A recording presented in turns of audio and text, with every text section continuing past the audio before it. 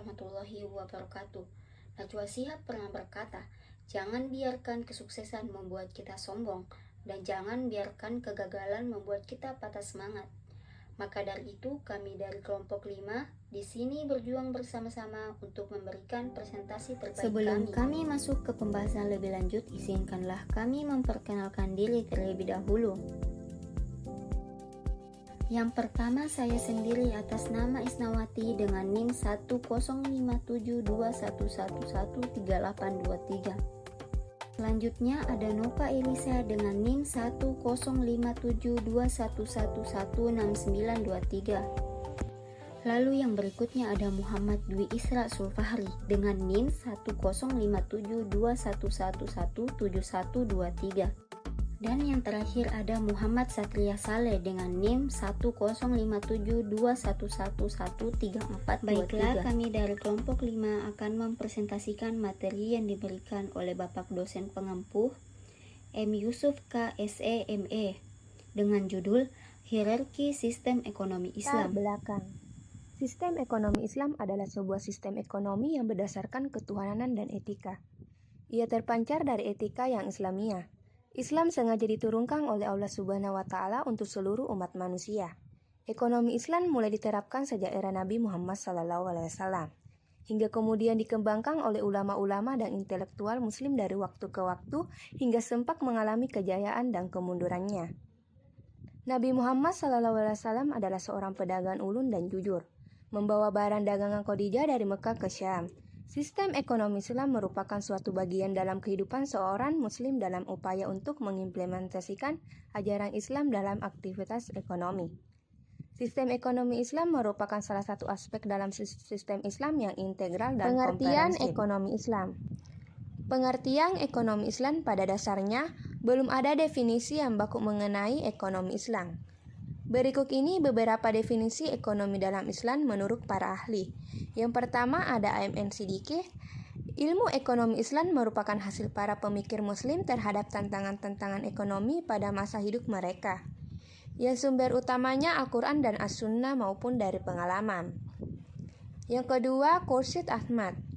Ilmu ekonomi Islam adalah suatu upaya sistematis untuk mencoba memahami permasalahan ekonomi dan perilaku manusia dalam hubungannya dengan permasalahan tersebut dari sudut pandang Islam. Yang ketiga, S.M. Hasanuzaman. Ilmu ekonomi Islam adalah pengetahuan dan penggunaan ajaran-ajaran dan hukum-hukum syariah yang melarang ketidakadilan dalam pencarian dan eksplorasi berbagai macam sumber daya, untuk memberikan kepuasan secara rohani dan jasmani untuk manusia dan memungkinkan mereka melakukan seluruh kewajiban mereka terhadap Sang Pencipta dan masyarakat. Terakhir, M.A. Manan.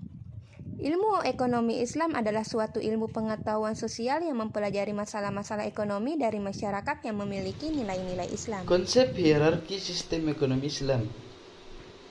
Hierarki sistem ekonomi Islam adalah struktur yang menggambarkan bagaimana ekonomi beroperasi sesuai dengan prinsip-prinsip Islam. Hierarki ini dimulai dari dasar, yaitu individu dan keluarga, yang merupakan unit dasar dalam masyarakat. Hierarki sistem ekonomi Islam menekankan pentingnya nilai-nilai keagamaan dalam kehidupan ekonomi, serta pentingnya kerjasama dan solidaritas dalam masyarakat.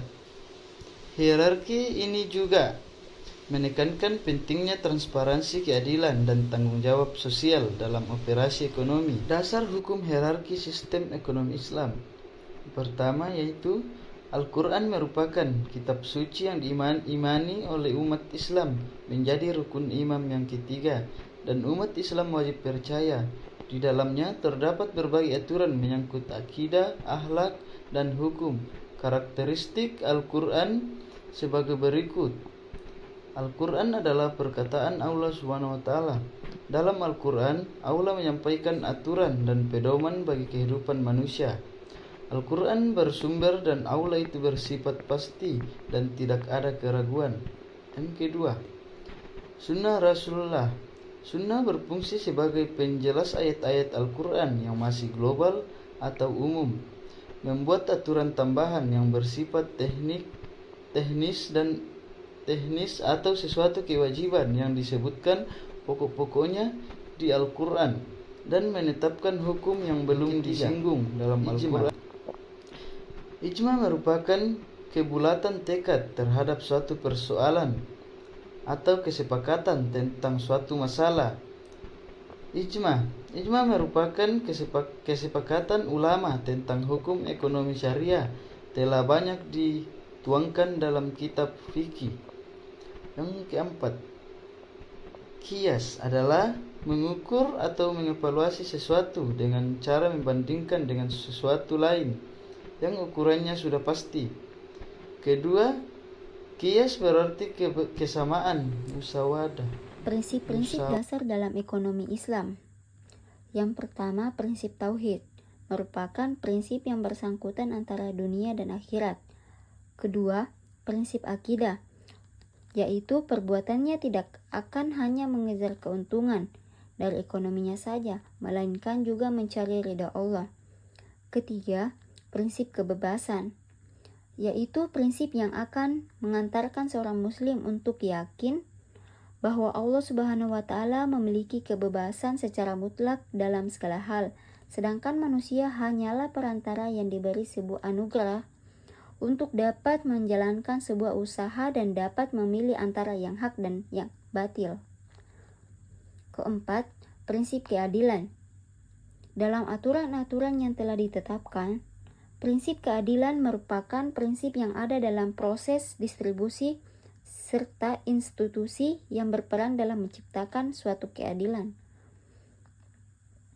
Kelima, prinsip keseimbangan, yaitu keseimbangan yang memiliki makna sama atau rata yang biasanya dipergunakan dalam suatu keadaan, posisi, derajat, berat, dan lain-lain.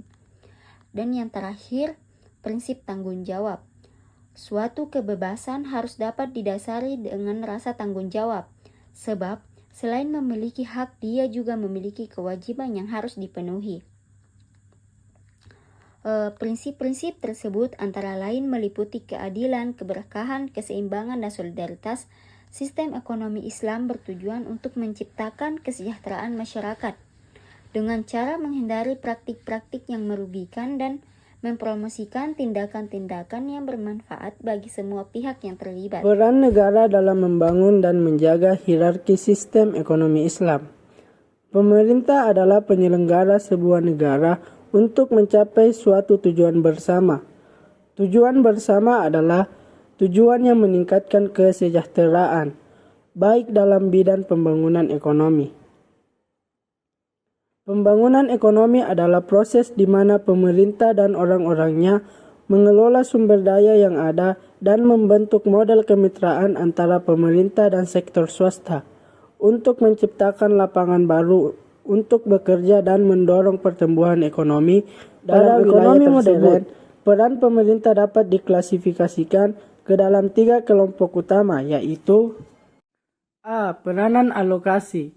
Peran oleh pemerintah sangat diperlukan terutama dalam hal pasokan barang yang tidak dipasok oleh sektor swasta, seperti barang publik yang juga biasa disebut sebagai barang publik.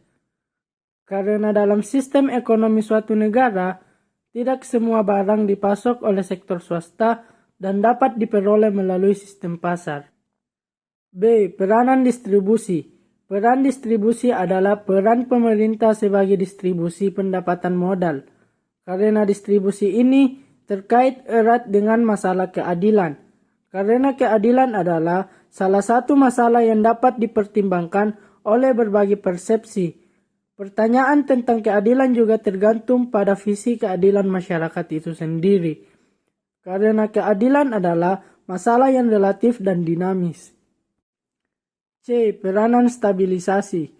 Peran stabilisasi adalah kegiatan yang menstabilkan ekonomi dengan menggabungkan kebijakan dan kebijakan moneter dengan kebijakan lain seperti kebijakan fiskal dan perdagangan untuk meningkatkan dan mengurangi permintaan agregat untuk mempertahankan pengangguran penuh dan juga menghindari inflasi. Simpulkan bahwa hierarki sistem ekonomi Islam menegaskan pentingnya integrasi antara prinsip-prinsip dasar dalam sistem ekonomi Islam dengan menempatkan keadilan, etika, dan tanggung jawab sosial sebagai pilar utama.